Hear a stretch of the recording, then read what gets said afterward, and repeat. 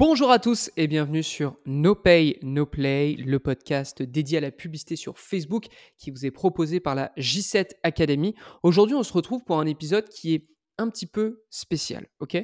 Parce que très souvent, je vous explique que No Pay, No Play est produit par la J7 Academy et pour certains, c'est un petit peu difficile de concevoir ce que c'est. La J7 Academy, en fait, c'est un écosystème qui permet à n'importe quel média buyer, qu'il soit débutant ou confirmé, de devenir encore meilleur sur Facebook Ads par le biais de plusieurs éléments qui composent la J7 Academy, à savoir un espace Slack pour échanger directement avec toute l'équipe de J7 Media, une plateforme de formation avec une centaine d'heures de cours, de replays, etc. et plein de PDF qui peuvent vous aider à répondre à des problématiques bien précises comme comment optimiser une campagne, comment lancer une campagne pour générer des leads, comment créer sa page de redirection pour capturer des leads, comment créer un challenge Facebook, etc., etc. Et on a aussi, et notamment, beaucoup de workshops. En fait, on en a quasiment toutes les 2 semaines. Les workshops, c'est des rencontres ensemble qui sont en live, mais qui sont aussi en replay, dans lequel on aborde 2 thématiques. On a soit un workshop sur les meilleurs coups de J7 Media dans les 30 derniers jours, que ce soit avec ses clients ou que ce soit nous en tant qu'agence. Ou ensuite, on a un workshop sur analyser un compte Facebook Ads d'un membre ou sur des cours plutôt théoriques, par exemple, quels sont les tunnels de vente lorsqu'on est un infopreneur. Vous voyez un peu l'idée. Aujourd'hui, pour que vous puissiez comprendre un petit peu mieux ce qu'est la J7 Academy, aussi pour que vous appreniez plein de choses, j'ai décidé de vous donner un extrait vidéo et du coup audio pour ceux qui nous écoutent en podcast, mais là je vous recommande chaudement, chaudement, chaudement de venir sur YouTube parce que vous allez louper quand même pas mal d'informations. Je vais vous donner un extrait d'un de nos derniers workshops, en l'occurrence les What's Working Now, donc ceux qui concernent les meilleurs coups dans les 30 derniers jours. Et celui-ci fait la rétrospective, parce que je vais vous donner juste un extrait. Généralement, les workshops durent entre 30 et 1 heure. Là, on est plutôt sur un extrait de 10 minutes. Mais dans cet extrait, je vais faire état des 20 publicités qui ont dépensé le plus d'argent dans la dernière année, donc dans 2003, au sein des clients de J7 Media.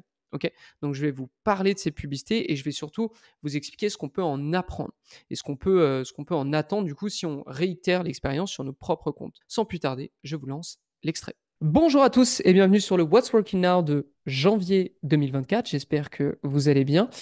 Aujourd'hui, comme à tous les What's Working Now, donc à tous les débuts de mois, on va parler de publicité Facebook et de ce qui a bien fonctionné chez J7 Media dans les 30 derniers jours. Mais je vais faire une petite digression parce que on va faire une rétrospective, pas sur les 30 derniers jours, mais sur l'année. Pour ceux qui étaient présents aux 2 derniers What's Working Out, donc novembre et décembre, vous vous souvenez, j'avais fait une petite étude un peu sur ce qui s'est passé sur l'année en cours à propos des audiences, soit pour les e-commerce, soit pour les lead gen. Donc, je vous invite à aller regarder si ce n'est pas le cas. Et j'ai trouvé un peu comment dire, l'exercice intéressant, donc j'ai voulu le refaire. Je lis juste, hop, ah, le nouveau nom, eh ben, le nouveau nom de social selling, c'est social scaling. Voilà. On a voulu tout garder, on a voulu garder l'essentiel, mais changer une petite virgule. Donc c'est officiel, oui, pour ceux qui suivent social selling, on est passé au nom social scaling. Je reviens juste là-dessus. Donc, rétrospective 2023, ce que j'ai fait, c'est que je vous ai sorti les 20 publicités avec le plus de spend. Et là, je parle bien juste de 20 publicités dans donc une publicité qui est dans un ad set. Même si cette publicité, elle est dans plusieurs ad sets, etc., je ne vais pas centraliser toutes ces dépenses selon tous les ad sets, parce que c'est juste pas possible, c'est tellement compliqué. Donc, j'ai juste regardé quelles étaient les 20 publicités, tout compte confondu, et celles qui avaient le plus de dépenses dans 2023, et ça concerne des publicités qui ont au moins plus de 40 000 dollars de dépenses. J'en ai fait un petit tableau qui est celui-ci et on va le regarder ensemble parce qu'évidemment c'est un petit peu ça va un peu rien dire là ce qui est affiché, mais si je vous l'explique vous allez tout de suite comprendre. Dans le top 3 on a Daba, image fixe Daba, donc Daba 252 000 dollars, ici 87 000 dollars, et si on continue un peu avec les Daba on observe que là partout 83 000, 81 000, 65, 63, ici il me semble qu'on a la dernière 44 000. Donc là, premier insight, mais la DABA, la campagne DABA, dont on a fait un cours, c'est pour ça aussi que je vous le dis, la Dynamic Ad Broad Audience, qui est la campagne qui utilise la fonctionnalité DPA, donc vous savez, les publicités de catalogue, très propices au e-commerce, et qu'on va non pas utiliser en retargeting, mais en acquisition. Donc Dynamic Ad Broad Audience fonctionne très très bien et c'est l'une des campagnes qui a le plus de facilité à scaler et surtout qui a le plus de facilité à rester dans la durée.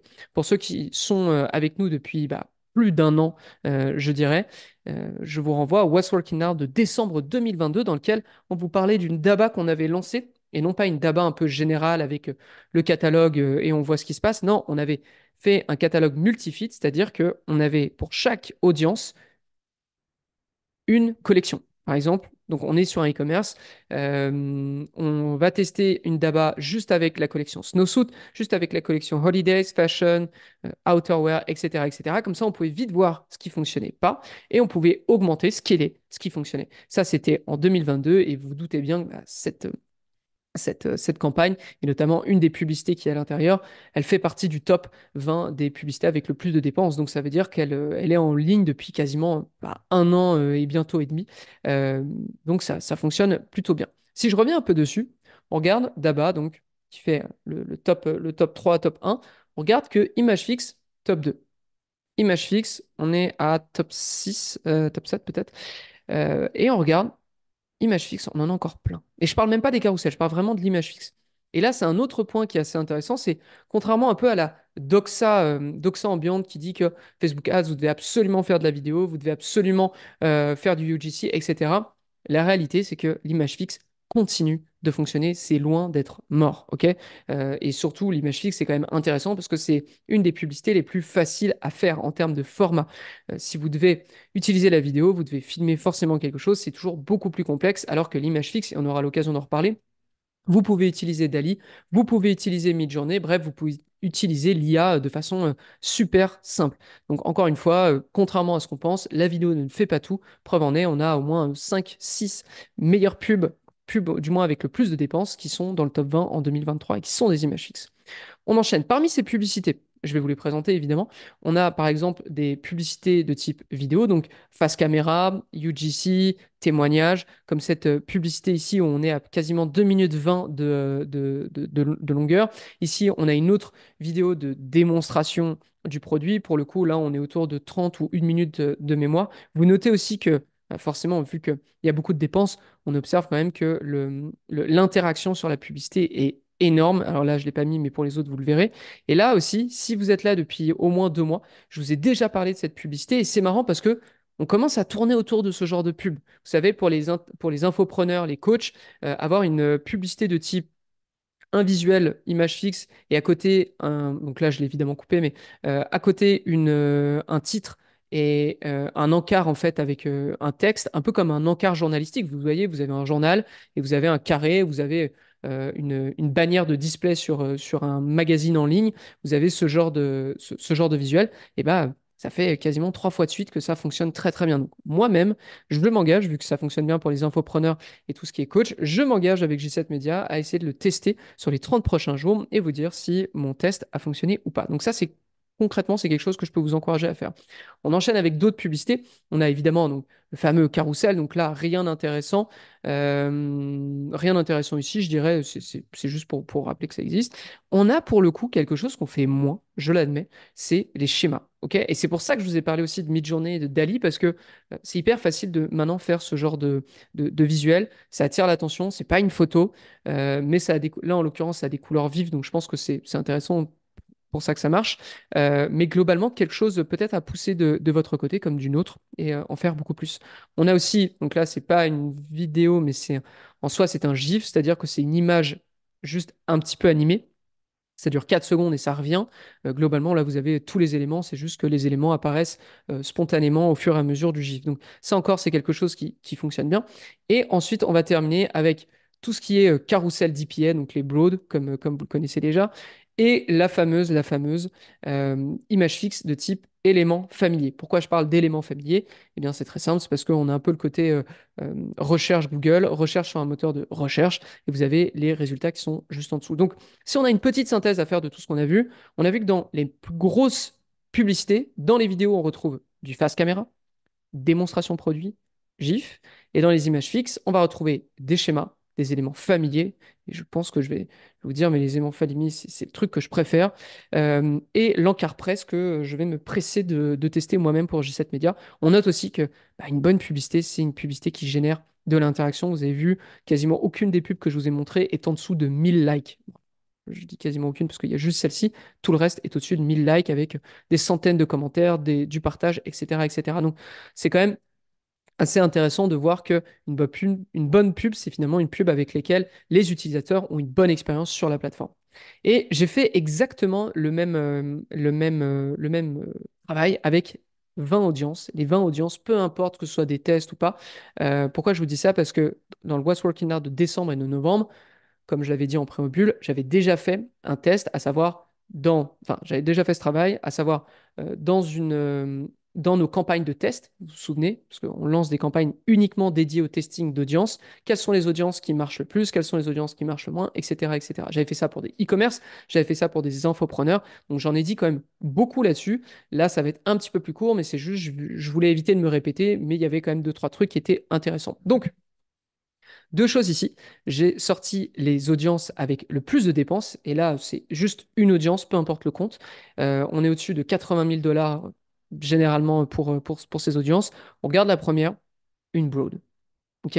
Une broad, 277 000 dollars de dépensés. Ensuite, intérêt seul, 192 000. Advantage plus, 182 000. Advantage plus, 163 000. Ensuite, broad. Et là, broad, broad, broad, broad, broad, broad, broad.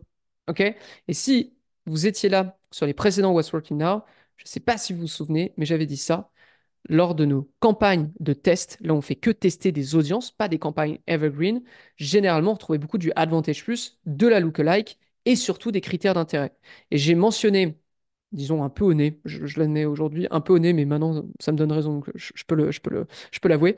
On ne teste pas de broad dans des campagnes de test d'audience, mais plutôt des Advantage Plus, notamment parce que l'audience broad est déjà bien intégrée en Evergreen. Et c'est le cas. C'est le cas. On note que la campagne, les audiences broad sont absolument partout.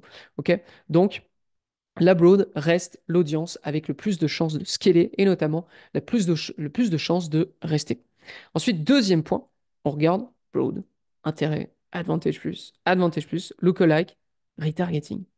Il y a du retargeting dans le top 20 des plus grosses audiences qui ont dépensé le plus en 2023 chez J7 Media. On est à 141 000 dollars. Et c'est un retargeting sur le video view, c'est-à-dire qu'on va chercher toutes les personnes qui ont vu un nombre de secondes ou un pourcentage de vidéos. Un pourcentage de vidéos. OK? Donc, nécessairement, c'est plus important que juste les gens qui vont visiter votre site.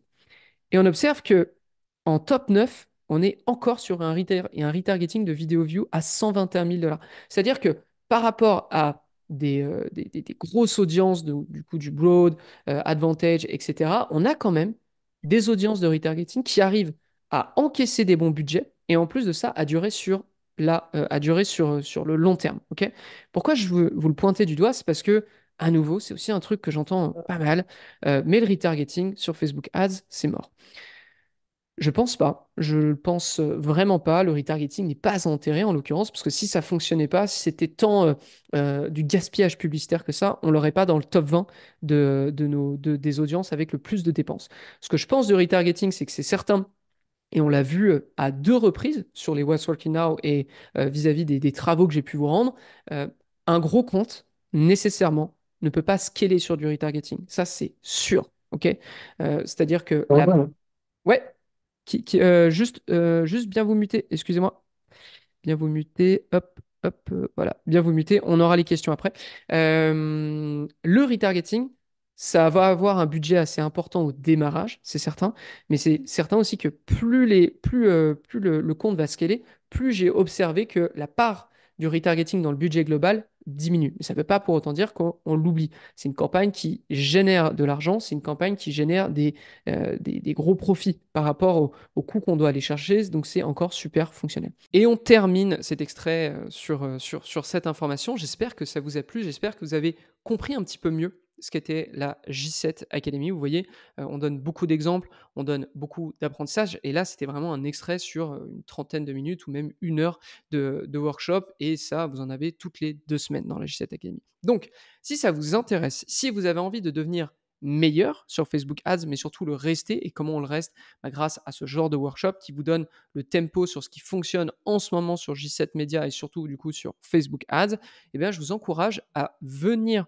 vous renseigner en fait sur la J7 Academy, à savoir j7academy.com et surtout de prendre un appel découverte. C'est absolument gratuit, on vous explique bien plus en détail ce que c'est, on vous montre même la plateforme, comme ça vous aurez une bonne idée de ce que c'est et si ça peut réellement vous aider, mais je pense sincèrement que ça peut vous aider parce qu'on aide déjà beaucoup d'infopreneurs, on aide, des freelances, des média buyers, indépendants, on aide des agences, on aide aussi des annonceurs directs.